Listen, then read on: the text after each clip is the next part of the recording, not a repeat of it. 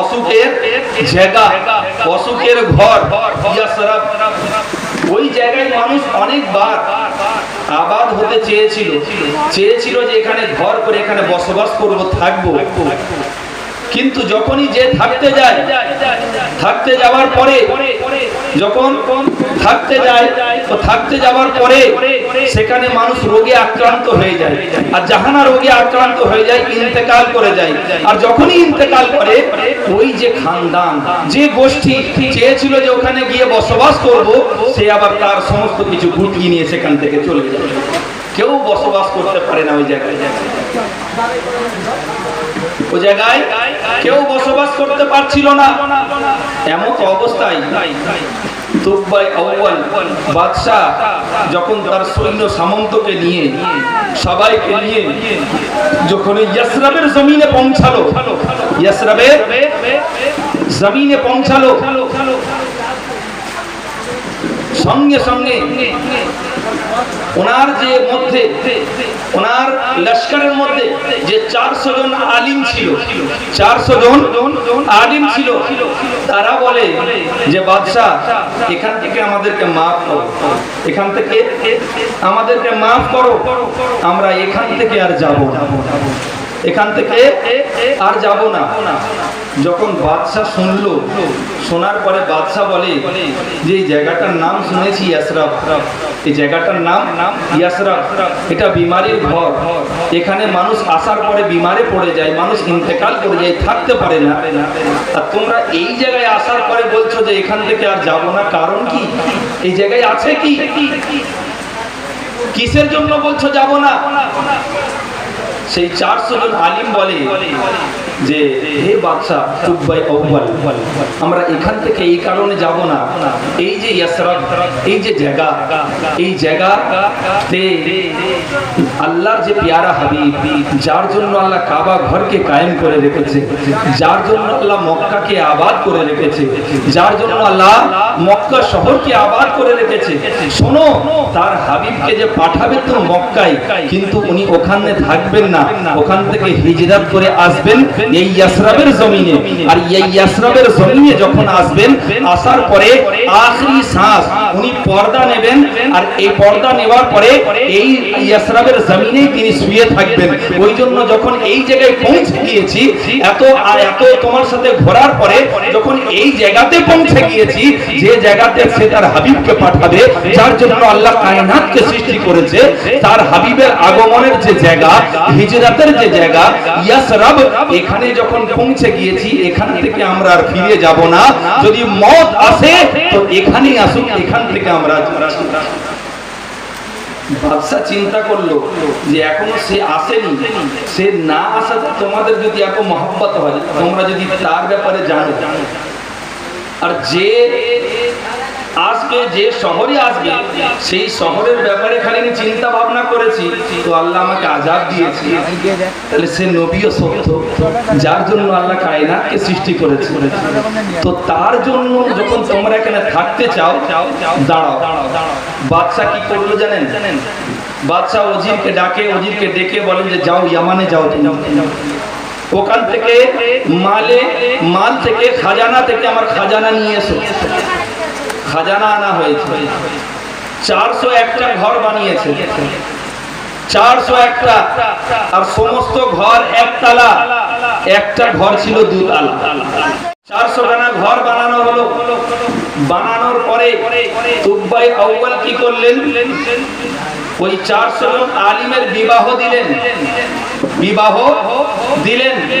বিবাহ দেওয়ার পরে ওই 400 জনকে একটা একটা করে ঘর দিয়ে দিলেন, দুতলা ঘরটা রেখে দিলেন, আর বলে গেলেন ওদের মধ্যে যে সব থেকে বড় আলিম ছিল, তাকে বলে গেলেন যে হে আলিমে দিন, আমি তুকবাই আউয়াল, আমি এটা গবাহি দিচ্ছি যে যে আল্লাহ রূহকে সৃষ্টি করেছেন, সেই আল্লাহর যে প্যারা হাবিব, যিনার নাম মোহাম্মদ, যিনার আসমানের নাম আহমদ, উনি যখন আসবেন মক্কাতে আসবেন, মক্কা থেকে হিজরত করে মদিনাতে আসবেন, তোমার সাথে যদি সাক্ষাৎ হয়, আমার ঈমানের গবাহি ওনার কাছে দিয়ে দিও।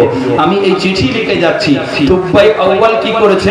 চিঠিতে লিখেছে যে হে মোহাম্মদ মুহাম্মদ আমি তোমার উপরে ঈমান আনলাম, তোমার খালিকের উপরে ঈমান আনলাম, আমি তোমার গোলামির মধ্যে শামিল হয়ে গেলাম। আমি তুব্বাই আউয়াল, আমি তোমার নবুয়তের গবাহি দিচ্ছি, আমি তোমাকে জানের থেকে বেশি ভালোবাসি, আমার রূহ থেকে বেশি আমি তোমাকে ভালোবাসি। আর এই তোমার ভালোবাসাতেই আমার জীবন যাপন করছি, আর এই তোমার ভালোবাসাতেই আমার রূহ যেন পারবাজ হয়ে যায়। সে লেখার পরে একটা স্ট্যাম্প লাগিয়ে দিল। মোহর লাগানো হয় কিসের? কালির, কিন্তু তুব্বাই আউয়াল লাগাচ্ছে কিসের? সোনার মোহর। সোনাকে গরম করে, সোনাকে পিঘলিয়ে, সোনাকে গলিয়ে সেই খাতেতে, সেই চিঠিতে মোহর লাগিয়েছে। মোহর লাগিয়ে সেই আলিমে দ্বীনকে দিয়ে দেয়। আর দিবার পরে বলে যে হে আলিমে দ্বীন, শোনো, তোমার সাথে যদি সাক্ষাৎ হয়ে যায় তুমি এই চিঠিটা নবী মুস্তাফার দরবারে দিয়ে দিও। আর যদি তোমার সাথে সাক্ষাৎ না হয় তুমি তোমার ছেলেকে ওসিয়ত করে যেও, সে যেন এই চিঠিটা নবী মুস্তাফার দরবারে পৌঁছে দেয়। যদি সে তার সাক্ষাৎ না হয় সে যেন তার ছেলেকে ওসিয়ত করে যায়। এইভাবে একের পর এক নবী মুস্তাফা আসার 1000 বছর পূর্বে তুব্বাই আউয়াল নবী মুস্তাফার নামে চিঠি লিখে দিয়ে গিয়েছিল। আকাই করিম সাল্লাল্লাহু আলাইহি ওয়াসাল্লাম যখন মক্কা থেকে মদিনাতে হিজরত করে এলেন, জানেন ওই ঘর কোন ঘরের সামনে গিয়ে বসেছিল? আবু আইয়ুব আনসারী রাদিয়াল্লাহু তাআলা আনহুর ঘর। যে ঘরের ব্যাপারে বুখারী শরীফকে উঠিয়ে দেখুন, বুখারী শরীফের মধ্যে আছে যে আবু আইয়ুব আনসারী রাদিয়াল্লাহু তাআলা আনহুর যে ঘরটা ছিল, ওই ঘর ছিল দুতলা। যে ঘরটা নবী মুস্তাফার জন্য তুব্বাই আউয়াল 1000 বছর পূর্বে সবার ঘর একতলা, একটা ঘর দুতলা নবী মুস্তাফার জন্য বানিয়ে দিয়ে গিয়েছিলেন। আবু আইয়ুব আনসারীর কাছে ছিল ওই ঘর। আল্লাহ আল্লাহ, ওই আবু আইয়ুব আনসারীর ঘরে গিয়ে নবী মুস্তাফা যখন বসলেন, বসার কিছুক্ষণ পরে একজন সাহাবী রাসূল আসেন যার নাম আবু লাইলা। আবু লাইলা যখন নবী মুস্তাফার দরবারে আসে, যে চিঠিটা আছে ওই চিঠিটা বের করো। এমত অবস্থায় চিঠি বার করার সঙ্গে সঙ্গে আবু লাইলা বলেন, ইয়া রাসূলুল্লাহ, ইয়া হাবিবাল্লাহ, ফিদাকা আবি উম্মি, আপনার পুত পবিত্র পদযুগলে আমার আব্বা আম্মা উৎসর্গ হয়ে যাক। ইয়া রাসূলুল্লাহ, ইয়া হাবিবাল্লাহ, আপনি আমার নাম জানলেন কি করে? আপনি তো এখনো পর্যন্ত আমাকে দেখেননি, আপনি তো আমাকে চেনেননি, আমার নাম জানলেন কি করে? ইয়া রাসূলুল্লাহ, ইয়া হাবিবাল্লাহ, নাম জানলেন হয়তো এটা মনে হতে পারে যে কেউ হয়তো আপনাকে সাইড থেকে বলে দিয়েছে। ইয়া রাসূলুল্লাহ, ইয়া হাবিবাল্লাহ, আমার পকেটে যে চিঠি আছে এটা আপনি জানলেন কি করে? আকাই করিম সাল্লাল্লাহু আলাইহি সাল্লাম বলেন যে হে আবু লাইলা, তুমি তোমার নামের কথা চিন্তা করছো, তোমার পকেটে চিঠির কথা চিন্তা করছো, আমি তোমার পুরো গোষ্ঠীর নাম জানি। আর শুধু তাই নয়, তোমার পকেটে যে চিঠি আছে ওই চিঠিটা কে দিয়েছে জানো? তুব্বাই আউয়াল দিয়েছে। কখন দিয়েছে জানো? 1000 বছর পূর্বে দিয়েছে। কার হাতে দিয়েছে জানো? অমুক আলিমে দ্বীনের হাতে দিয়েছে। সেখান থেকে ওসিয়ত করতে করতে সেই চিঠি এখন তোমার কাছে এসেছে। চিঠিটাকে বার করা হয়, হযরত আবু বকর সিদ্দিককে দিলেন যে চিঠি পড়ো। চিঠি পড়তে লাগলেন, ইয়া রাসূলুল্লাহ, ইয়া হাবিবাল্লাহ, আমি আপনার প্রতি ঈমান আনলাম, আমি তুব্বাই আউয়াল, আমার সালামকে কবুল করে নেন। ইয়া রাসূলুল্লাহ, ইয়া হাবিবাল্লাহ, আমি আপনার প্রতি ঈমান আনলাম, আপনার জাতের প্রতি ঈমান আনলাম, আপনার রবের প্রতি ঈমান আনলাম। ইয়া রাসূলুল্লাহ, ইয়া হাবিবাল্লাহ, কাল হাশরের ময়দানে আমি শুনেছি যে আপনি আপনার গুনাহগার উম্মতের শাফাআত করবেন। সেই সময় এই তুব্বাই আউয়ালকে যেন ভুলে যাবেন না, এই তুব্বাই আউয়ালকে যেন কাফিরের দলে সমান করবেন না। ইয়া রাসূলুল্লাহ, ইয়া হাবিবাল্লাহ, আপনার গোলামিতে আমাকে সমান করে আপনার গোলামির লিস্টের নাম তুলে দিয়ে ইয়া রাসূলুল্লাহ, ইয়া হাবিবাল্লাহ, আপনার গোলামির সাথে, আপনার গোলামদের সাথে এই তুব্বাই আউয়ালেরও শাফাআত করে নেবেন। সঙ্গে সঙ্গে আমার নবী মুস্তাফা ওই জায়গায় মদিনার সাহাবীদের সামনে, আনসার ও মুহাজির সমস্ত সবার সামনে নবী মুস্তাফা আমার গাওয়া দিলেন যে শোনো হে আমার সাহাবী রাসূল, তোমরা সাক্ষ্য থেকে যাও যে আজ আমি গাওয়াহি দিচ্ছি যে আমি তুব্বাই আউয়ালকে ভুলবো না। তুব্বাই আউয়াল যেমন আমার প্রতি, আমার জাতের প্রতি, আমার নবুয়তের প্রতি যখন ঈমান এনেছে, কাল হাশরের ময়দানে যখন আমি আমার গুনাহগার উম্মতের শাফাআত করব, আমি তার সাথে তুব্বাই আউয়ালেরও শাফাআত করব। তুব্বাই আউয়ালের শাফাআত আমি করে দেব। ওই তুব্বাই আউয়াল যে 401টা ঘর বানিয়েছিল কার জন্য, কিসের জন্য? তুব্বাই আউয়াল যে ঘর বানিয়েছিল কার জন্য, কিসের জন্য? নবী মুস্তাফার আগমনকে উপলক্ষ করে, আর কিচ্ছু না, কোনো উদ্দেশ্য নেই। উদ্দেশ্য একটাই যে আকাই করিম সাল্লাল্লাহু আলাইহি ওয়াসাল্লাম মক্কা থেকে মদিনাতে হিজরত করবেন, আগমন ওখান থেকে এখানে আগমন। আমার নবীকে এটা পয়দাইশের দিন, এই 12 রবিউল আউয়াল পয়দাইশের দিন নয়, নবী মুস্তাফার আগমনের দিন। আল্লাহ কোরআনের মধ্যে কোন জায়গায় বলেননি যে মক্কা নগরীতে আমার হাবিব পয়দা হয়েছে, মক্কা নগরীতে আব্দুল্লাহর ঘরে আমার হাবিব জন্মগ্রহণ করেছে, মা আমিনার কোলে আমার হাবিব জন্মগ্রহণ করেছে, মা আমিনার ঘরে মুহাম্মদ জন্ম হয়েছে, মক্কাতে জন্ম হয়েছে, এ কথা কোনো জায়গায় বলেননি। কিন্তু কোরআনের বহু আয়াতে আমার আকাই করিম সাল্লাল্লাহু আলাইহি সাল্লামের ব্যাপারে রব্বে কাদির ইরশাদ করেছেন, ওয়ামা আরসালনাকা ইল্লা রাহমাতাল লিল আলামিন, হাবিব আমি তোমাকে জগৎবাসীর জন্য রহমত করে পাঠালাম। কদ জাআকুম মিনাল্লাহি নূর, শোনো আল্লাহর তরফ থেকে তোমাদের কাছে নূর এসে গিয়েছে। লাকাদ মান্নাল্লাহু আলাল মুমিনিনা ইয বাআসা ফীহিম রাসূলা, শোনো হে মুমিনিন আমি তোমাদের উপরে ইহসান করলাম আমার হাবিবকে পাঠিয়ে। আবার আল্লাহ অপর জায়গায় বলেছেন, ইন্না আরসালনাকা শাহিদাও ওয়া মুবাশশিরাও ওয়া নাযীরা, শোনো আমি আমার হাবিবকে মুস্তাফার আগমনের কথা বারহা কয়েক জায়গায় বলা আছে কোরআনের মধ্যে, নবী মুস্তাফার পয়দাইশের কথা বলা নেই। এখন আল্লাহকে জিজ্ঞাসা করা যাক, হে আল্লাহ, হে রব্বে কাদির, তুমি তোমার হাবিবকে সৃষ্টি কখন করেছো, পয়দা কখন করেছো? তা আল্লাহ পাক রব্বুল আলামিন বলেন যে হে মানব জাতি শোনো, তোমরা চাচ্ছো যে কখন, এখনো টাইমও পয়দা হয়নি, তার পূর্বে আমি আমার হাবিবকে পয়দা করে দিয়েছি।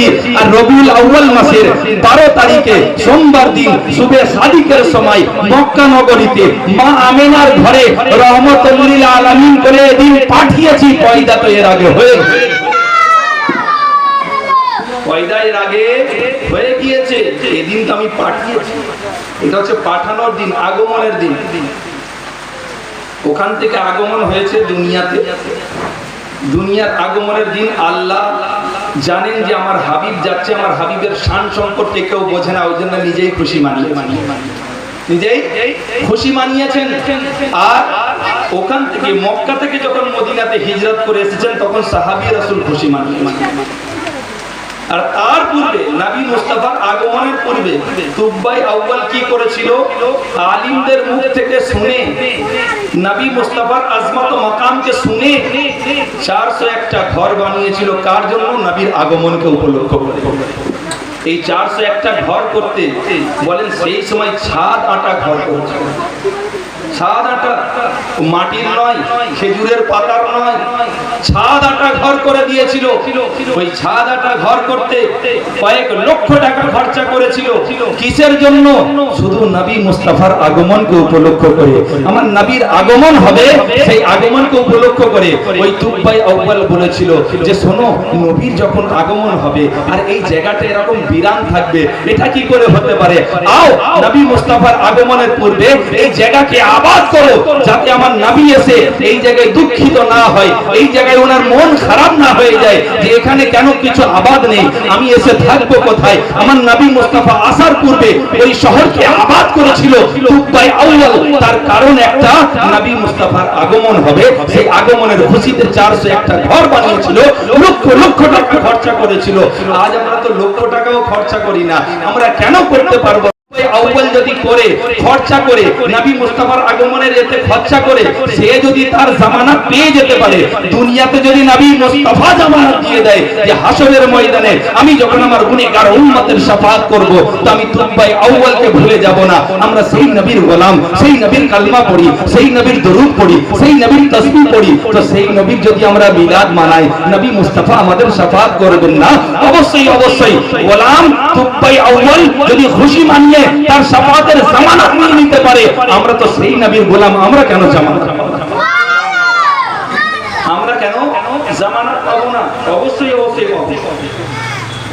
গোলাম তো গোলাম, কাফির মানিয়েছিল, কাফির আবু লাহাব কে কাফির, পচা কাফির, প্রত্যেকে বড় কাফির ছিল না।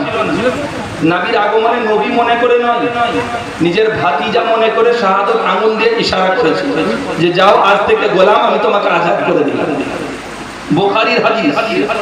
যারা মিলাদকে ইনকার করে, দেখো নবীর আগমন, নবী এসেছিলেন মা আমিনার কোলে, মা আমিনার ঘরে। যখন এই কথাটা তার যখন গোলাম, তার বাঁধি গিয়ে আবুল আহাবকে শোনালো, আবুল আহাব শাহাদাত আঙ্গুল দিয়ে ইশারা করেছে যে যা, আজ থেকে তুই আজাদ। কেন? আমার ভাতিজা আসার সংবাদ, আমার ভাতিজার ভূমিষ্ঠ হওয়ার সংবাদ যে তুই দিয়েছিস। সে নবী মনে করে নয়, ভাতিজার খুশি মানিয়েছিল। জানেন বুখারীর হাদিস, আবু আব্দু হযরত উম্মুল ফজল উম্মুল ফজল বিন আয়াজ রাদিয়াল্লাহু তাআলা আনহু উনি বয়ান দিচ্ছেন যে শোনো, যখন আবু লাহাব মরে যায়, তার গোত্রের কিছু মানুষ, তার গোষ্ঠীর কিছু মানুষ তারা খাওয়াবে দেখে যে আবু লাহাব কি পরিস্থিতিতে আছে। আবু লাহাবকে জিজ্ঞাসা করা হয়, হে আবু লাহাব, তুমি কি পরিস্থিতিতে আছো, তোমার হাল কি? আবু লাহাব বলে যে আমার হাল ভালো না, আমার উপরে প্রত্যেক দিন আযাব নাজিল হয়, আর যত আযাব আজকে নাজিল হচ্ছে কাল তার থেকে আরো বেশি, তারপর দিন আরো বেশি, এইভাবে আমার উপরে আযাব নাজিল হয়। আমি ঠিক নেই, কিন্তু একটা দিন সোমবার দিন যখন আসে আল্লাহ আমার আযাবকে কমও করে দেয়, আর এই আমার শাহাদাত আঙ্গুলেতে আল্লাহ আমাকে পানি দান করে, আর এই পানি আমি পান করে আমি আমার পিপাসা মিটিয়ে নিই। তো জিজ্ঞাসা করা হয়, হে আবু লাহাব, এটা কেন? তার কারণ কি? বলে কিছু না, এর কারণ হচ্ছে এটা যে মুহাম্মদ আসার খুশিতে আমি আমার ভাতিজা মনে করে মুহাম্মদ আসার খুশিটা আমার যে গোলাম আমাকে শুনিয়েছিল তার খুশি উদযাপন করেছে কি, যে তাকে এই আজাদ করেছি, শাহাদাত আঙ্গুল দিয়ে আজাদ করেছি, যার বদৌলতে আল্লাহ এই শাহাদাত আঙ্গুলতে পানি দিয়ে দেয়, ওই পানি আমি পান করে নিই। আর যেহেতু সোমবারে এসেছিল, যার কারণে সোমবারে আল্লাহ আমার আযাবকে কম।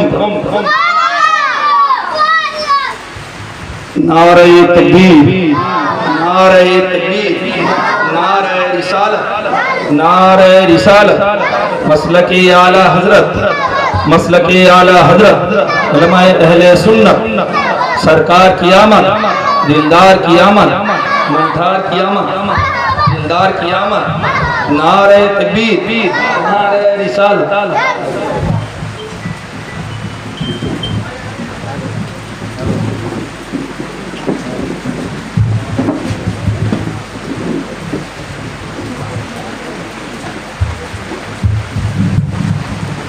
नारे तकबीर, नारे रिसालत।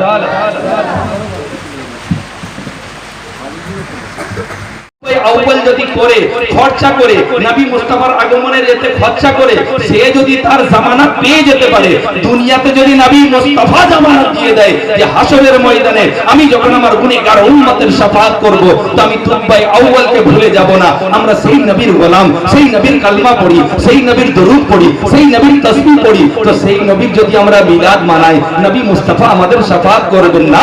অবশ্যই অবশ্যই গোলাম তুব্বাই আউয়াল যদি খুশি মানিয়ে তার শাফাআতের জামানত নিয়ে নিতে পারে, আমরা তো সেই নবীর গোলাম, আমরা কেন জামানত পাবো না?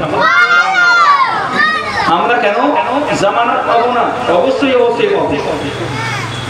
গোলাম তো গোলাম, কাফির মানিয়েছিল, কাফির আবু লাহাব কে কাফির, পচা কাফির, প্রত্যেকে বড় কাফির ছিল না। নবীর আগমনে নবী মনে করে নয়, নিজের ভাতিজা মনে করে শাহাদাত আঙ্গুল দিয়ে ইশারা করেছে যে যাও, আজ থেকে গোলাম আমি তোমাকে আজাদ করে দিলাম। বুখারীর হাদিস। যারা মিলাদকে ইনকার করে, দেখো নবীর আগমন, নবী এসেছিলেন মা আমিনার কোলে, মা আমিনার ঘরে। যখন এই কথাটা তার যখন গোলাম, তার বাঁধি গিয়ে আবুল আহাবকে শোনালো, আবুল আহাব শাহাদাত আঙ্গুল দিয়ে ইশারা করেছে যে যা, আজ থেকে তুই আজাদ। কেন? আমার ভাতিজা আসার সংবাদ, আমার ভাতিজার ভূমিষ্ঠ হওয়ার সংবাদ যে তুই দিয়েছিস। সে নবী মনে করে নয়, ভাতিজার খুশি মানিয়েছিল। জানেন বুখারীর হাদিস, আবু আব্দু হযরত উম্মুল ফজল বিন আয়াজ রাদিয়াল্লাহু তাআলা আনহু উনি বয়ান দিচ্ছেন যে শোনো, যখন আবু লাহাব মরে যায়, তার গোত্রের কিছু মানুষ, তার গোষ্ঠীর কিছু মানুষ তারা খাওয়াবে দেখে যে আবু লাহাব কি পরিস্থিতিতে আছে। আবু লাহাবকে জিজ্ঞাসা করা হয়, হে আবু লাহাব, তুমি কি পরিস্থিতিতে আছো, তোমার হাল কি? আবু লাহাব বলে যে আমার হাল ভালো না, আমার উপরে প্রত্যেক দিন আযাব নাজিল হয়, আর যত আযাব আজকে নাজিল হচ্ছে, কাল তার থেকে আরো বেশি, তারপর দিন আরো বেশি, এইভাবে আমার উপরে আযাব নাজিল হয়, আমি ঠিক নেই। কিন্তু একটা দিন সোমবার দিন যখন আসে আল্লাহ আমার আযাবকে কমও করে দেয়, আর এই আমার শাহাদত আঙুলেতে আল্লাহ আমাকে পানি দান করে, আর এই পানি আমি পান করে আমি আমার পিপাসা মিটিয়ে নিই। তো জিজ্ঞাসা করা হয়, হে আবু লাহাব, এটা কেন? তার কারণ কি? বলে কিছু না, এর কারণ হচ্ছে এটা যে মোহাম্মদ আসার খুশিতে আমি আমার ভাতিজা মনে করে মোহাম্মদ আসার খুশিটা আমার যে গোলাম আমাকে শুনিয়েছিল তার খুশি উদযাপন করেছে কি, যে তাকে এই আজাদ করেছি, শাহাদত আঙুল দিয়ে আজাদ করেছি, যার বদৌলতে আল্লাহ এই শাহাদত আঙুলেতে পানি দিয়ে দেয়, ওই পানি আমি পান করে নিই। আর যেহেতু সোমবারে এসেছিল, যার কারণে সোমবারে আল্লাহ আমার আযাবকে কম কম কম। নারে তাকবীর, নারে তাকবীর, নারে রিসালাত, নারে রিসালাত, মাসলাকে আলা হযরত, মাসলাকে আলা হযরত উলামায়ে আহলে সুন্নাত, সরকার की आमद, दिलदार की आमद, मंधार की आमद, दिलदार की आमद। नारे तकबीर, नारे रिसालत।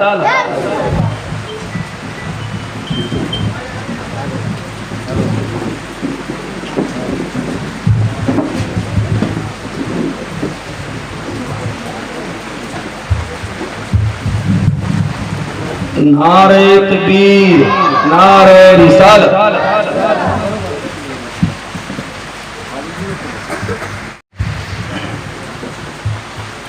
পড়ে যাবে।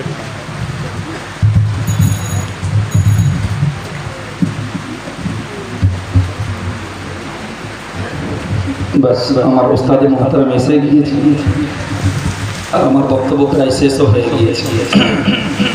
তো ব্রাদার ইসলাম, নবী মুস্তাফার আগমনের ফায়দা অনেক আছে।